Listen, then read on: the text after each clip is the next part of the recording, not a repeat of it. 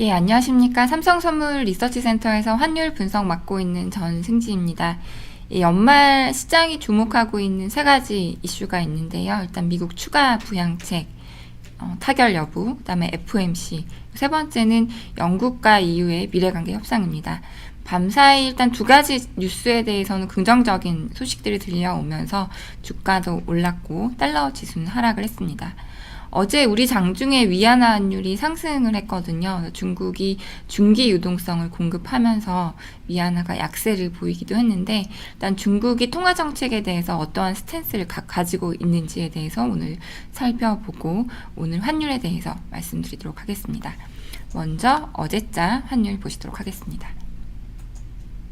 어제 환율은 1.5원 상승한 1091.8원에 마감을 했습니다.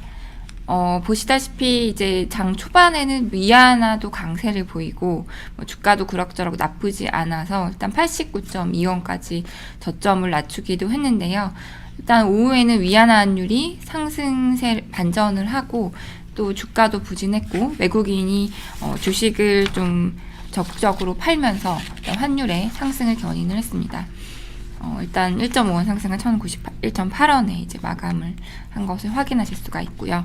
밤사이 금융시장 보시면 일단 전반적으로 위험 선호와 달러 약세 분위기였던 것을 확인을 하실 수가 있습니다.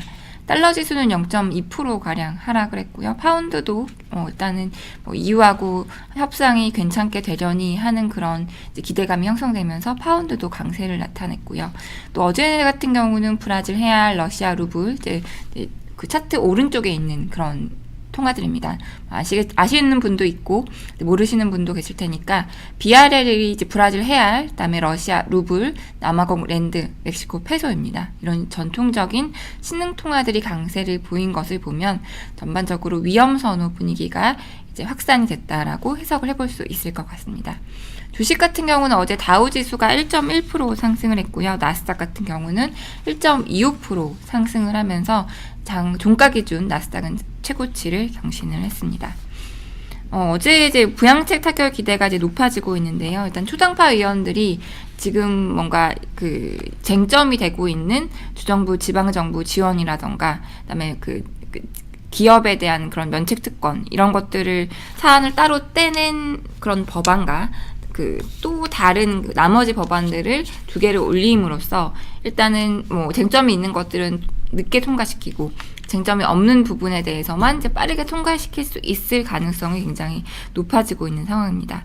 그래서 공화당도 민주당도 처음에는 좀 민주당이 공화당이 부정적인 입장을 취하더니 일단은 펠로시, 그다음에 맥코널, 그다음에 다른 이제 민주당의 민주당 양당의 지도부 위원들이 일단은 회동하기로 결정을 하면서 그래도 뭔가 나오려니라는 기대가 나타나고 있는 상황입니다. 코로나 백신 기대도 유지가 되고 있는데요. 이번 주에 미국 FDA가 모더나 이제 백신을 승인할 가능성이 높아진 상황이고, 유럽 의약품청이 화이자 백신 승인 논의를 원래 29일이었는데 조금 땡겨서 21일로 이제 앞당겨서 논의를 하기로 결정을 했습니다. 네, 그럼에도 불구하고 당면한 코로나19 상황은 계속 우려가 되고 있는 상황입니다. 일단 유럽의 봉쇄 조치가 강화되고 있는데요. 일단 독일이 연말 연초 봉쇄를 강화하겠다라고 밝힌 이후에 네덜란드, 체코가 봉쇄를 강화했고요. 이탈리아도 크리스마스 연휴를 비롯해서 연말 연시에 방역책을 강화하기로 결정을 했습니다. 영국과 EU 같은 경우는 13일이 시한이었는데 일단은 시한 없이 협상을 진행하기로 결정을 하면서 우려감이 낮아진 상황이고요. EU 브렉시트 수석 대표가 무역 합의가 아직 가능하다라고 하면서 우려감을 낮춘 상황입니다. 경제 지표들은 어제 혼조가 됐는데요. 미국의 11월 산업 생산은 전월 대비 0.4% 증가하면서 예상보다 좋았는데 엠파이어 스테이트 지수 같은 경우는 4.9로 하락을 하면서 예상을 하회를 했습니다.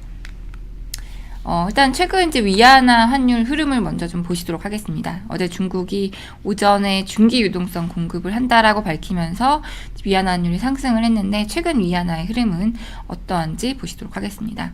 강세 기조는 유지를 해왔습니다. 아무래도 11월 말에 달러 약세가 심화되다 보니까 11월 중순에는 좀 위안화 강세, 위안화 환율 하락이 주춤하다가 11월 말, 12월 초에는 위안화 환율이 하락을 하다가 최근에는 다른 원화도 이제 환율이 반등을 했던 것처럼 위안화 환율도 6.5 위안을 역외 시장에서 잠깐 하회했다가 레벨을 다시 높이고 있는 상황입니다. 다른 통화들하고 좀 비교를 해보면요. 11월 16일부터 12월 14일까지 통화 절상률을 보시면 위안화 절상률이 0.5%, 근데 반면에 남아공랜드, 러시아 루블, 브라질 헤알 같은 경우는 이제 절상폭이 훨씬 큰 것을 보실 수가 있습니다. 그러니까 결국은 사실 외환시장도 순환매라는 계속 말씀을 드렸는데요. 유로를 먼저 강세 베팅을 해봤다가 그 다음에 위안화를 해봤다가 원화를 해봤다가 근데 11월 달에 이제 위안화를 더 밀어보려 하니 위안화가 더 강세로 안 가니까 이제는 다른 이제 신흥 통화들, 특히 이제 브라질 헤알 같은 통화들에 대한 이제 강세 베팅 시도가 최근에는 좀 부각이 되고 있는 상황입니다. 위안화가 최근에 또 더 강세를 못 갔던 이유는 아시겠지만 11월에 중국이 회사채 디폴트 이슈가 계속 나왔었거든요. 그 이슈 나오면서 일단 위안화 강세가 둔화된 것도 일단은 주요 배경으로 볼 수가 있을 것 같습니다. 어제 이제 인민은행이 오전에 그 MLF 시장, 그러니까 중기 유동성 공급 기구입니다. 이것을 통해서 9천억 위안의 유동성을 공급을 했습니다. 그러면 유동성 공급을 왜 했느냐? 첫 번째로는 이제 10월 여기 왼쪽 차트 보시면 이게 그 MLF를 통한 그 위안화 그 유동성 공급 순 유동성 공급입니다. 그러니까 MLF가 거의 이제 1년짜리가 많은데 만기가 돌아오면 차환을 하기 위해서 이제 더 공급을 해야 차환을 하느라고 유동성 공급하는 부분이 있기 때문에 차환하는 것 빼고 그냥 순 공급하는 것이 어느 정도인지입니다. 보시면 이제 최근 가을 이후에 MLF를 통해서 유동성 공급을 적극적으로 하고 있는 것을 확인을 하실 수가 있고요. 그러면 이제 왜 이렇게 최근에 유동성 공급을 적극적으로 하느냐? 여름까지만 하더라도 뭔가 좀 통화 정책을 긴축적으로 가져갈 듯 하더니 이제 왜 이렇게 작은 공급을 하느냐를 보면은 첫 번째로는 회사채 디폴트에 따른 경색 우려가 있었고요. 특히 이제 12월에 이렇게 공급한 이유는 12월에 1년짜리 MLF 만기가 6천억 위안 정도 돌아옵니다. 그러니까 결국 순공급한 것은 3천억 위안으로 볼 수가 있겠죠. 이 오른쪽 차트를 보시면 중국의 10년물 금리가 계속 이제 상승 압력을 받고 있고, 보시면 한 3.3, 3.4 요 사이에서 중국 당국이 일부러 막는지는 확인할 수는 없지만 어쨌든 금리 상승이 제한되고 있는 것을 보실 수가 있습니다. 시장 금리 상승에 대한 경계감이 이제 깔려 있다라고 보시면 되고요. 통상 연말이 되면 자금 수요가 많기 때문에 자금 수요에 대비하는 것으로도 볼 수가 있을 것 같습니다. 어쨌든 최근에 그 중기 유동성 공급이 적극적으로 이루어지고 있다라는 것을 확인하실 수가 있습니다. 그러면 이러한 부분들이 결국 중국의 금리 인하와 통화 완화로 연결될 것이냐. 그렇다면 위안화가 약세 압력을 받을 수 있기 때문에 그 부분을 우리가 한번 볼 필요는 있습니다. 근데 그럼에도 불구하고 중국이 통화 정책을 아주 완화적으로 갈 가능성은 낮다라고 생각이 되거든요. 첫 번째로는 실물이 받쳐주고 있습니다. 어제 나온 산업생산과 소매 판매 데이터인데요. 산업생산 같은 경우는 전년 대비 7% 증가를 하면서 보시면 계속 예상에 부합한 수준, 견고한 회복세를 이어가고 있는 것을 보실 수가 있고요. 산업 생산에서 자동차 부분 같은 경우는 최근에 다소 좀 꺾이고 있지만 여전히 전년 대비로 플러스 흐름을 보이고 있는 것을 확인하실 수가 있습니다. 어제 소매 판매는 예상보다 조금 부진했거든요. 근데 그럼에도 불구하고 전년 대비 5% 증가하면서 3분기 이후에 그 중국의 그 소비 시장, 소비까지도, 그러니까 생산, 투자뿐만 아니라 소비까지도 회복되고 있는 견고한 흐름들을 확인할 수 있었습니다.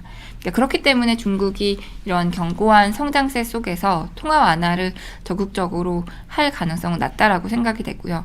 중국의 통화 당국도 대수만간하지 않겠다. 그러니까 돈을 막 쏟아붓지 않겠다. 그리고 사실 중국이 최근에 하고 있는 그런 통화 지원이라던가 정책 지원이 굉장히 타겟팅 돼 있습니다. 그러니까 방만하게 막 돈을 지금 쓴다라기보다는 구조 개혁을 하겠다라는 그런 의지가 적지 않은 것 같거든요. 그렇기 때문에 통화 정책을 아주 완화적으로 가져갈 가능성은 높지 않다라고 생각이 됩니다. 이제는 중국이 구조개혁의 속도를 얼마나 높여가는지가 상당히 중요할 것 같고요. 12월에 그 중국이 경제공작 회의를 합니다. 작년 12월에는 10일에 했었는데 이번 회의는 아직 결정이 날짜가 정해져 있지 않은데요. 이번 그 경제공작 회의에서 중국이 구조개혁의 의지를 얼마나 보여주는지 주목하실 필요가 있고, 근데 만약에 중국이 구조개혁을 정말 적극적으로 할 것 같다라고 하면 사실은 성장률을 떨어뜨릴 수 있는 부분이거든요. 그런 측면에서는 또 위안화 강세가 우리가 그동안 기대했던 만큼 우리가 위안화 일각에서는 어제도 이제 6위안을 하회할 수 있다라는 전망도 나오고 있다라고 말씀을 하셨는데, 이제 그 정도의 가파른 위안화 강세를 좀 기대하기 힘든 여건이 될 수도 있기 때문에 중국의 구조개혁 스탠스가 어떤지 계속 좀 주목해 보시면 좋을 것 같습니다. 이제 오늘 환율 말씀드리도록 하겠습니다. NDF 환율이 89원대에서 마감을 했고요. 전반적인 약달러 위험 선호 분위기가 하락 압력을 가할 것으로 보여지고, 어제 장 마감 이후에 그 현대사모중공업이 4천억 원 가량의 선박소조 뉴스를 발표를 했습니다. 내고 부담도 있을 것 같습니다. 네, 그럼에도 불구하고 아시겠지만 며칠 전에 대통령이 환율 하락에 대한 부정적인 발언을 했습니다. 그렇기 때문에 당국에 대한 경계감이 강화될 것으로 보여지고요. FX 수합 시장, 연말을 맞이해서 외화자금 시장이 좀 타이트한 여건이기 때문에 이제 그러한 부분들은 낙폭을 제한할 것으로 보여집니다. 외국인의 동향, 주식 동향 중요할 것 같고요. FOMC 대기하고 있습니다. 이 부분 주목하시면 좋을 것 같습니다. 그래서 오늘은 87원에서 93원을 예상을 하고 있습니다. 그러면 오늘 이제 질문 받도록 하겠습니다. 예. 미셸 존님이 바이든 후보가 선거인단 투표로 이제 대통령이 확정된 것 같은데요. 환율에 미치는 영향이 있을까요? 어느 정도는 이미 선반영된 것도 같은데요. 근데 사실은 우리는 그러니까 확정이 됐다 아닌 거라고 생각을 했는데, 금융시장의 반응은 거의 그냥 무시하고 간 것 같습니다. 상당히 많이 선반영돼 있기 때문에 사실 영향은 좀 제한될 것 같고요. 사실은 이것보다도 1월 5일에 어디였죠? 갑자기 생각이 안 났는데, 이제 블루웨이브가 될지 아닐지를 결정하는 그런 주, 아시는 분 좀 말씀해 주실래요? 어쨌든 그 주에 투표를 더 주목하시면 좋을 것 같습니다. 예, 조정현 님이 10년 만기 미국채 금리 향후 전망을 어떻게 보시는지 궁금합니다. 라고 말씀하셨습니다. 사실은 저는 이제 채권 전문가는 아니지만은, 일단 IB들의 전망치를 보면은 10년 만기 고점을 1.25, 낮게 보는 쪽에서는 1.25, 높게 보는 쪽에서는 1.5까지 전망을 하고 있습니다. 근데 사실은, 우리가 막 지금 한껏 기대가 커진 상황이긴 한데, 이제 그럼에도 불구하고 일단은 백신이 생각보다 빠르게 보급이 안 될 가능성, 그 다음에 사실 신흥국 경기 부진한 부분들이 미국 경기에 영향을 미칠 가능성, 이럴 가능성, 또 연준이 어느 정도 금리 상승을 제어해줄 가능성 등을 감안하면은 한 1.3, 1.4 요 정도에서는 고점 정도가 아닐까? 그러니까 그 IB들 전망치 1.25와 1.5 사이 어느 정도 수준, 그 사이에 어느 매가 일단은 10년 만기 상단이 아닐까 생각을 하고 있습니다. 급등하지는 않을 것 같고요. 조지아주 맞습니다. 일단 블루웨이브가 될지 말지 확인해 보시면 좋을 것 같고요.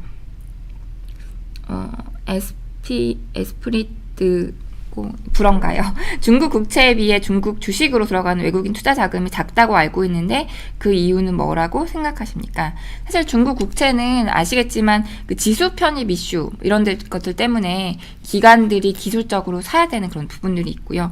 사실 중국 주식 투자하신 분들 아시겠지만 사실은 뭔가 IPO도, 그러니까 뭔가 성장하는 주식은 계속 IPO도 하고 뭔가 계속 공급이 많기 때문에 주식이 생각보다 탄력적으로 올라가는 것 같지가 않아요. 그리고 또 아시겠지만 중국이 계속 구조개혁 한다고 하니 이런 부분들은 기업에 좋을 것 같지는 않고, 특히나 또 미국이 계속 중국한테 트럼프 대통령이 계속 뭔가 제재를 취하고 있잖아요. 그렇기 때문에 주식에 들어가기는 굉장히 조금 불안한 요인들이 있기 때문에, 그러니까 일단은 채권은 지수 편입 때문에 기술적으로 기계적으로 들어가는 자금이 있고, 주식시장은 일단은 조금 조심스럽게 대응을 하고 있는 것 아닌가, 그렇게 생각을 해보시면 좋을 것 같습니다.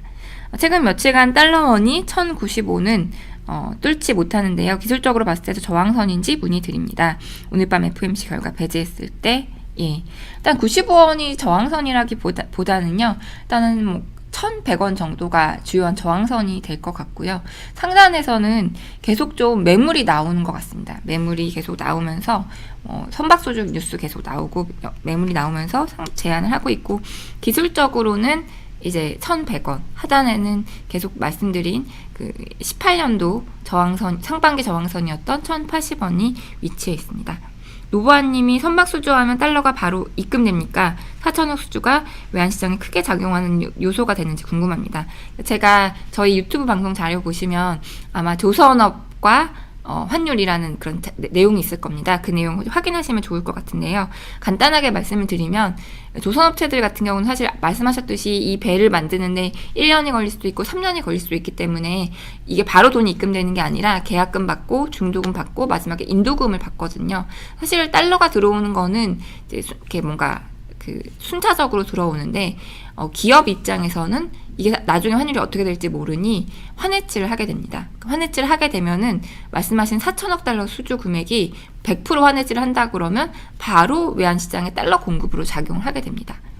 그렇기 때문에 선박 수주 뉴스가 나왔을 때 환해치를 하는 경우는 앞으로 3년 동안 벌어들일 달러가 하루에 다 매물로 나올 수 있다라고 해석하시면 좋을 것 같고요. 유튜브 내용 찾아보시면 자세하게 있습니다. 리아드리님이 미국에서 인플레이션이 발생하면 달러 지수 상승 요인이 되지 않을까요? 사실은 이제 이건 중장기적인 내용이 될 것 같은데요. 아까 이제 미국 10년물 금리 말씀하신 거랑 같은 맥락의 질문이실 수 있는데, 일단은 단기적으로 좀 예를 들어서 내년 3월, 4월 같은 경우는 물가가 오를 가능성이 굉장히 높거든요. 아시다시피 올해 3월 마이너스 유가를 우리가 경험했기 때문에 기저효과만으로도 YOY로 전년 대비로 물가가 막 튈 수 있는데, 이제 이러한 물가 상승은 사실은 연준이 우리가 무시하고 가겠다, 굉장히 이제 연준이 더 완화적으로 대응을 할 수 있을 가능성이 높기 때문에 일단은 금리 달러 강세로 연결은 안 될 것 같고요. 근데 기조적으로 돈을 많이 풀고 이러한 부분들이 결국은 물가 상승 압력으로 작용을 하면 연준도 이러한 그런 구조적인 물가 상승에 대해서는 대응을 안 할 수가 없거든요. 그러면 우리가 금리 인상을 2022년, 2023년까지 안 할 거라고 철석같이 믿고 있는데, 생각보다 금리 인상 시점이 빠르게 당겨지면서 달러 강세로 연결될 수가 있습니다. 이거는 사실은 중장기적인 내용이기 때문에 계속적으로 보시면 좋을 것 같고요. 헤일리 알리님이 수합 레이트와 수합 포인트, 수합 베이시스 수합 다른 용어인가요? 수합 레이트는 수합 포인트를 금리화 한 거고요. 연율화 시켜가지고 금리화 한 거고요. 예를 들면 마이너스 0.2%, 0.3%. 수합 포인트는 이제 환율로 이제 표기를 한 거고요. 예를 들면 0.5원 또는 100전. 그리고 수합 베이시스는 베이시스 수합과 사실은 거의 이제 베이시스 수합은 수합 베이시스와 베이시스 수합이 같다고 보시면 거의 같다고 보시면 되는데, 나라마다 그러니까 CRS, 이거 그냥 간단하게 말씀드리겠습니다. CRS, IRS 차이가 수합 베이시스인데, 이거를 그대로 보여주는 나라가 있는가 하면 그냥 CRS를 IRS 이 수합 베이시스를 공개를 안 하는 나라도 있거든요. 우리가 계산을 해야 되는 나라도 있는데, 어쨌든 수합 베이시스는 CRS 금리와 IRS 금리의 차이. 근데 수합 레이트와 수합 포인트는 거의 같은 개념인데, 수합 베이시스와는 어떤 차이냐면, 수합 레이트와 수합 포인트는 그냥 거의 금리차거든요. 양국의 금리차. 근데 수합 베이시스는 금리차를 제외한 요인들이라고 보시면 됩니다. 금리차가 반영이 안 돼 있는 내용으로 보시면 될 것 같고요. 이 부분은 지금 여기서 말씀드리기는 너무 긴 내용이라서, 만약 3,000포인트일 때 환율 얼마나 봐야 될까요? 1,000원 전후인가요? 우리 주가 말씀이시죠? 근데 주가랑 뭐 달러 환율의 하락은 조금 달라질 수 있을 것 같아요. 사실 3,000포인트 금방 갈 수도 있을 것 같거든요. 근데 이제 달러 원 같은 경우는 다른 수급적인 요인이라던가 그런 요인들이 또 작용을 하고 있기 때문에 또 뭐 주가 상승이 외국인이 견인하는 것이 아니라 우리 그 동학개미들 우리가 견인하는 수도 있기 때문에 사실 외국인이 견인하는 3,000포인트라면 환율이 뭐 하락 압력을 받을 수 있겠지만은 일단은 1,000원, 예, 1,000원 밑은 조금 부담스러운 레벨이라고 생각이 되고 거듭 말씀드리지만 저희 내년 연간도 하단은 1,040원 정도로 예상을 하고 있습니다. 다혜찬님이 미국 추가 부양 합의 도출되면 달러 인덱스 90 하해야 될 것 같은데 일단은 거의 밤 사이에 이제 90 거의 근처로 왔죠. 만약에 추가 부양책 합의가 되고 FOMC에서 장기채 매입 비중 확대라던가 이 정도라도 내놓고 만약에 브렉시트가 갑자기 이제 합의되는 쪽으로 가는 분위기다 라면은 일단은 90 하해 가능성 일단 배제할 수는 없을 것 같습니다. 헤일리 알리님이 미중 분쟁이 바이든 시대에도 계속된다고 하는데 금융시장 개방에 초점을 두게 되면 위안화 강세와 미중 분쟁이 같이 나타나지 않을까요? 사실은 중국 이 바이든 행정부는 중국 일단 어떤 스탠스인지 우리가 더 지켜봐야 되긴 하지만 핵심은 이제 기술 패권인 것 같아요. 기술 냉전 시대, 기술 패권, 기술 전쟁 시대일 것 같고 사실 지금 중국이 하고 있는 그 모든 정책은 미국이 별로 싫어하지 않거든요. 금융시장 개방하고 내수 확대하고 경상수지흑자 줄이고 위안화 강세로 가고 그래서 이런 스탠스 내년도 중국이 보일 이런 스탠스에 대해서 사실 이제 미국도 지금 경제 재건해야 되느라 정신이 없는 상황이고 중국하고 싸울 힘이 별로 없어 보이거든요. 근데 마침 중국이 하는 일들이 미국에 크게 거슬리지 않은 행동이기 때문에 일단은 내비둘 것 같고요. 금융시장 개방하는 것도 미국이 땡큐 하는 그런 대응이기 때문에 근데 그럼에도 불구하고 이제 기술 패권에 관련해서는 계속 이제 뭔가 대응을 할 것 같은데 환율에 미치는 영향은 그러니까 그동안 트럼프 대통령이 이제 그 관세를 막 올렸던 것만큼 증시나 환율의 영향은 제한적일 것 같고요. 다만 이제 기술주라던가 이런 부분들은 영향을 줄 수가 있고 위안화 환율에 대해서는 일단은 이제 계속 기술 패권 기술 관련해 싸우는 부분이 어떻게 보면 이제 위안화 약세 재료이긴 하지만 이것에 내년도에 포인트를 두기보다는 다른 말씀하신 금융시장 개방이라던가 구조개혁이라던가 이런 부분에 내수 강화라던가 이렇게 초점을 둘 가능성이 높기 때문에 일단은 내년은 미국도 그럴 여력이 없다. 중국을 막 괴롭힐 여력이 없고 그럼에도 불구하고 기술 관련해서는 계속 싸움을 할 거다. 이제 지금 중국이 위안화 강세를 계속 유도하는 거는 미국이 크게 거슬리지 않다. 이 정도로 일단 생각을 해보시면 좋을 것 같습니다. 예. 그래서 위안화 강세와 미중 분쟁 같이 나타날 수 있다. 이제 저도 동의합니다. 예. 일단 이제 오늘은 여기까지 마치고요. 예. 계속 좀 코로나가 정말 코앞으로 온 것 같습니다. 건강 유의하시고요. 저는 준비도 잘해서 내일 찾아뵙도록 하겠습니다. 오늘도 감사드립니다. 좋은 하루 보내십시오.